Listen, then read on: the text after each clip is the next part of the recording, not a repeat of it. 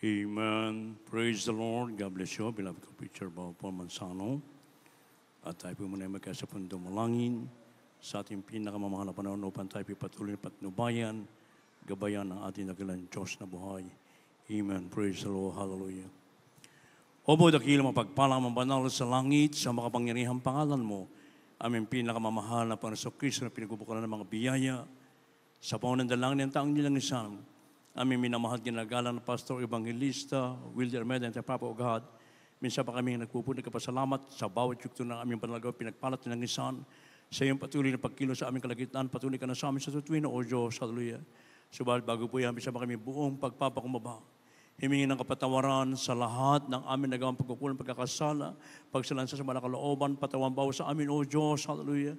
At sa bahaging ito na pagdala ng Ebanghelyo ng Kaligtasan, na tunasagan ng akin, wala po akong magagawa, mahal na Panginoon. Ikaw po ang maglaga ng mga tamang salita sa aking bibig, dalo ng spiritual pala, simpleng kamaraanan, maintindihan na aming mga niibig ng mga pagguhan, ng mga bisita matatiyan, maging sa aming beloved viewers, ito aming samut panalangin sa makapangyarihang pangalan ng Jesus at aming pinagkakaisang sinasaway ang lahat ng hadlang ng kaaway, demons of hindrance, sa dansa ng belief, cast out from us and bind the power of darkness and anoint thy word, O Lord. In Jesus' name we pray. Amen and amen. Hallelujah. Praise the Lord. Everybody, praise the Lord! Purihin po ating pinakamamahal po sa Kristo at unagit sa lahat, ang mga nagpapaabot po ng pinakamataas sa pagpupuri, pagwalhati, pagsamba sa ating pinakamamahal na po sa Kristo na pinagbubukan ng mga biyaya. And we give double honor and respect to our dearly beloved honorable parents in the Lord. And we always treasure, remember the blessed memories and teaching and preaching of our dearly beloved honorable Pastor Evangelist Almeida, the end-time problem of God, beloved of some Pastor Lins Almeida. Greetings and respect to all the beloved children of the family here in the Philippines, as well as in the US and in Canada. At sa lahat din po ng ating mga iniibig na mga kapamanggawa, mga kapatiran, sa lahat ng ating iniibig na mga bisita dito ngayon, sa ating beloved viewers throughout the world, a pleasant evening and welcome to the royal family of God. Amen. Everybody, praise the Lord. Beloved sons of God, always put our deep trust in God during fearful times, in the midst of challenges. Faith provides strength and comfort, encouraging us to choose courage over fear. Mga iniibig, ating pong laging ilaan ang malalim na pagtitiwala sa dakilang Diyos sa mga takot na panahon, sa gitna ng mga hamon, ang pananampalataya, mga inibig ko, ay nagbibigay ng lakas at katwiran na naghihigbi sa atin na piliin ang tapang sa halip na takot. Kaya napakalaga po ng pagkatiwala at lagi nating ilagak ang ating pagkitiwala sa Diyos. Kaya sabi po dito from the book of Proverbs, chapter 3, verses 5 up to 7, and Psalms chapter 56, verse 11. Kaya nilaman po. From the book of Proverbs, chapter 3, verses 5, 6, and 7. Trust in the Lord with all thine heart, and lean not unto thine own understanding. In all thy ways acknowledge him, and he shall direct thy paths. Be not wise in thine own eyes. Fear the Lord and depart from evil. The book of Psalm, chapter 56, verse 11. In God have I put my trust. I will not be afraid what man can do unto me. God bless po sa Tagalog. Kawikang Kapitulo 3, versikulo 5 hanggang 7. Tumiwala ka sa Panginoon buong puso mo, at huwag kang manalig sa iyong sariling kaunawaan. Kilalanin mo siya sa lahat ng iyong mga lakad, at kanyang ituturo ang iyong mga landas. Huwag kang magpakapantas sa iyong sarili, mga mata. Matakot ka sa Panginoon at humiwalay ka sa kasamaan. Dito po sa awit 56 ang talatay 11. Sa Diyos ay nilagak ko ang aking tiwala, hindi ako matatakot. Ano magagawa ng tao sa akin? Amen. Praise the Lord. Purihin ang ating dagalan sa buhay. God bless kapatid, and God bless His Word. So napakaliwanag na sinasabi ng banal na kasulatan, mga inibig ko, especially in times of troubles, anumang mga pangyayari sa mundong ito, napakahalaga na tayo po ay magtitiwala sa sampalataya lamang ng buong puso natin sa ating pinakamamahal na Panginoon, sapagat ito po ay isang bagay na mainam kung tayo po ay laging mananalig sa kaunawaan nagmula sa ating pinakamamahal na Panginoon. Huwag tayong aasa sa ating mga sariling kaalaman, mga inibig ko, sapagat minsan, pag tayo pinagtiwala sa ating mga sarili, andyan lagi ang gawain ng kaaway, pumapasok ang inibig ko, na tayo po ay mapapahamak. Subalit, kung lagi natin ilalagak ang ating pagtitiwala sa ating pinakamamahal na Panginoon, mga inibig ko, nandyan lagi ang pagkatagumpay na nagmumula sa ating dakilan sa buhay. Amen, praise God. Ating pong kilalanin lahat ng kanyang mga utos at ituturo ng Diyos ang landas ng ating tamang tutunguhan, mga inibig ko. Lagi natin panghawakan yung turo't aral ng propeta ng Diyos, ang tutong pastor ng ating mga kaluluwa, inibig ko na dito po ay pag tayo po ay nagtiwala sumampalataya sa ating pinakamamahal na Panginoon, andyan lagi ang blessing na nagmumula sa ating dakilang Diyos sa buhay. Kaya huwag na po tayo magpakapantas sa ating mga sariling mga mata, sa ating mga kaunawaan, kundi bagkus lagi ay ilagak natin ang ating pagtitiwala sa ating pinakamamahal na Panginoon.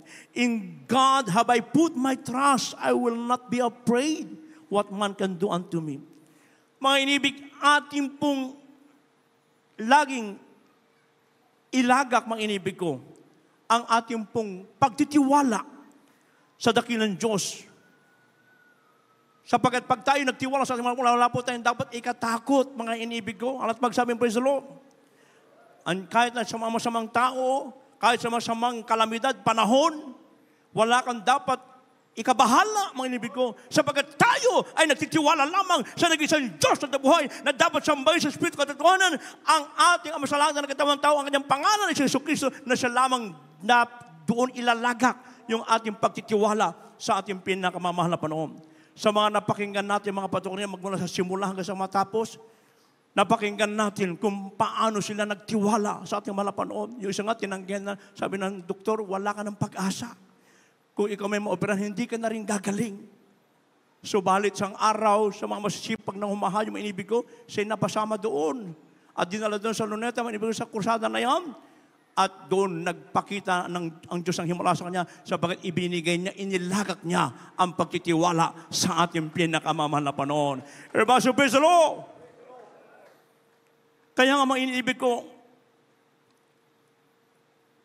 dati-rati, ay wala pa tayo sa gawang ito ng Jesus Miracle Crusade International Ministry, na kung saan inilagak natin ang ating pampakitiwala doon sa Diyos na ating nakikita.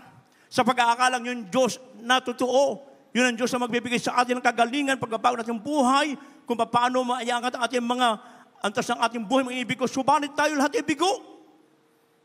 Sapat ito'y maling pagsamba sa Diyos. Sabi sa Revelation chapter 9, verse 20, ito po'y pagsamba sa mga Diyos, ito po'y pagsamba sa demonyo, mga inibig ko. Masakit.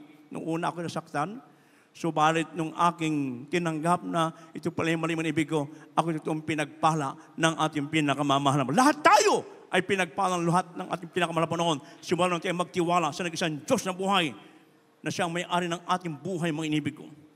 Kaya nga, mga inibig ko, ang sabi ng banal na kasulatan, it is better to trust in the Lord. Ano po sabi dito sa Psalms 118 verses 8 and 9? The book of Psalms, 118, verses 8 and 9. It is better to trust in the Lord than to put confidence in man. It is better to trust in the Lord than to put confidence in princes. God bless you po. Dito po sa Aklat ng Mga Awit, Kapitulo 118, ang talatay 8 at 9. Lalong mabuti ang manganlong sa Panginoon kaysa maglagak ng tiwala sa tao.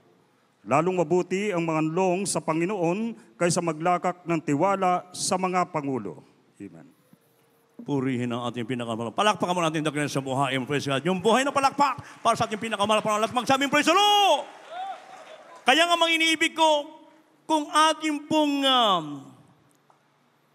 ilalagak yung ating pong pagtitiwala ng maigi, at tayo magtiwala sa ating pong pinakamamahal na Panginoon, sa ating dakilan sa buhay, andyan lagi yung blessing. Subalit kung sa tao po tayo magtitiwala, mainibig ko, limited lamang ang ating makakamtan. Minsan mabibigo ka pa, mga inibig ko. Oh? Kaya mas maganda na tayo po lagi ay ibigay natin yung ating pagtitiwala sa ating pinakamamahal na Panginoon. Huwag kung kaninong tao, minibig kundi bagkus, tayo laging aasa sa dakilang kapangyarihan ng ating pinakamamahal na Panginoon.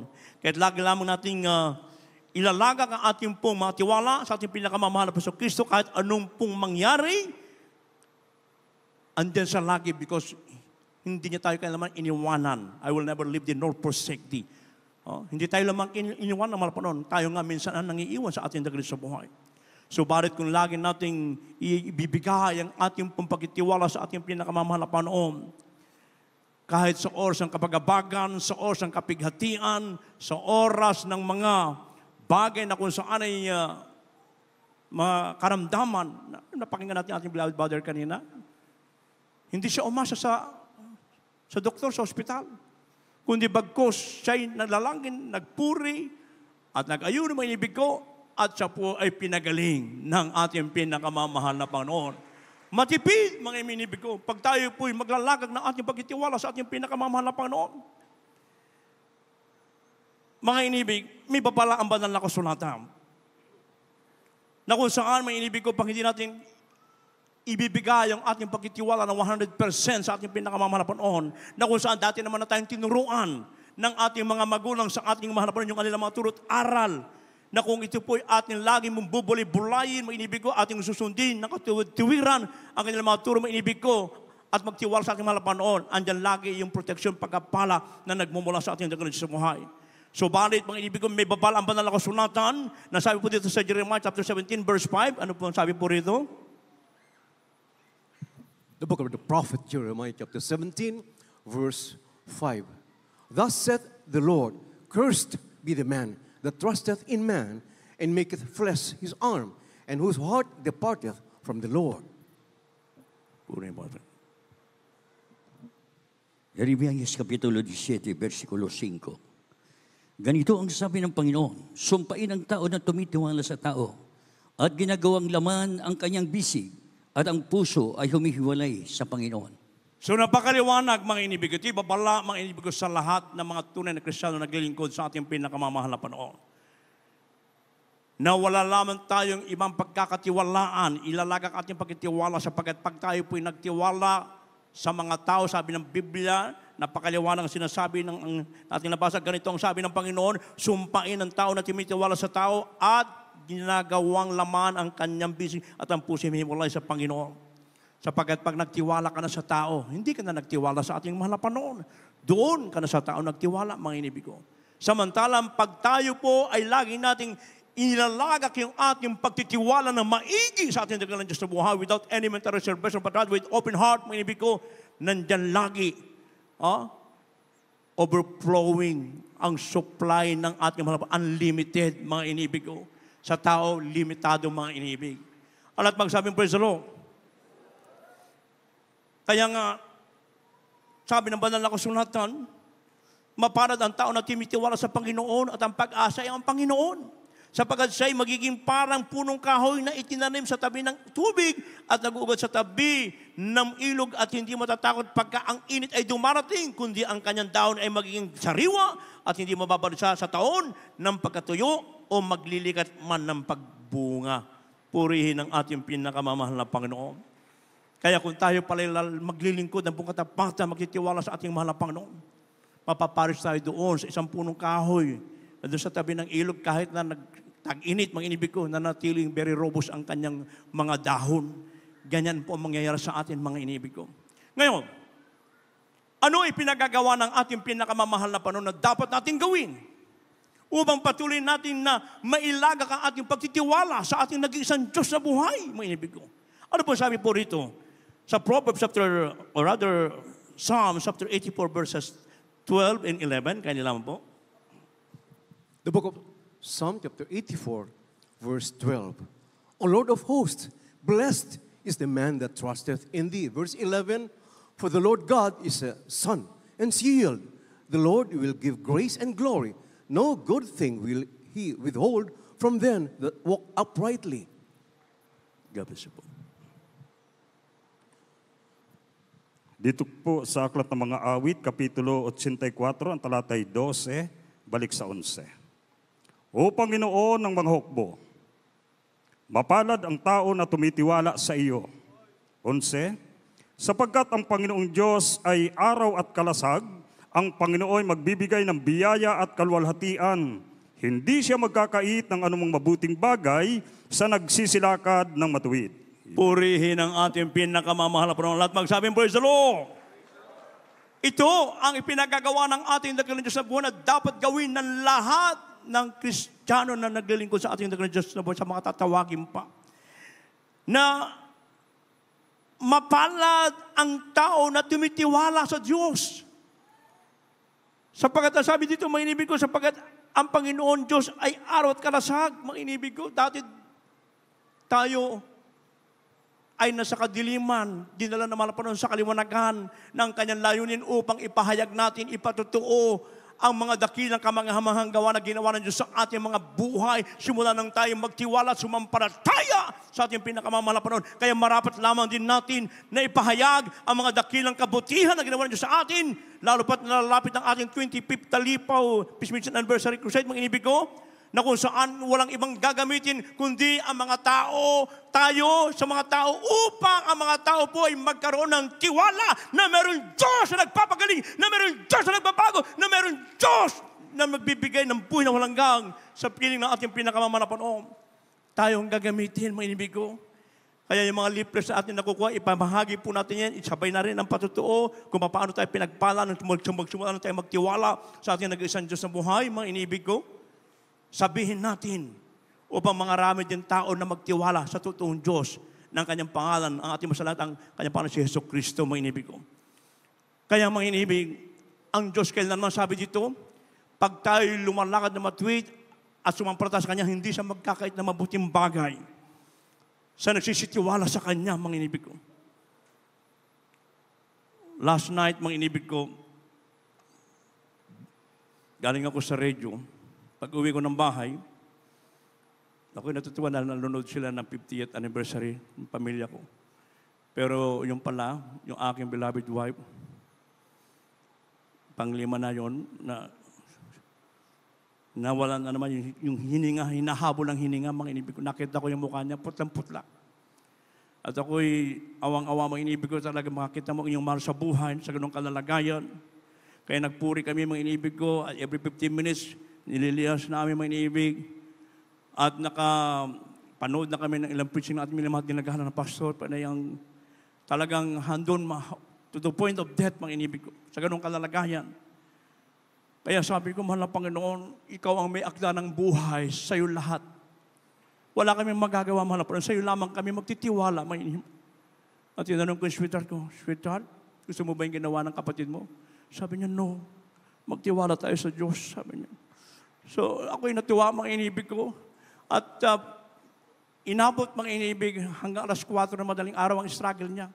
Hinahabol niyang paghinga niya, mga inibig ko. Alam mo yung tao mamamatay, nahabol ng hininga, ganun ang kanyang kalalagayan, mga inibig.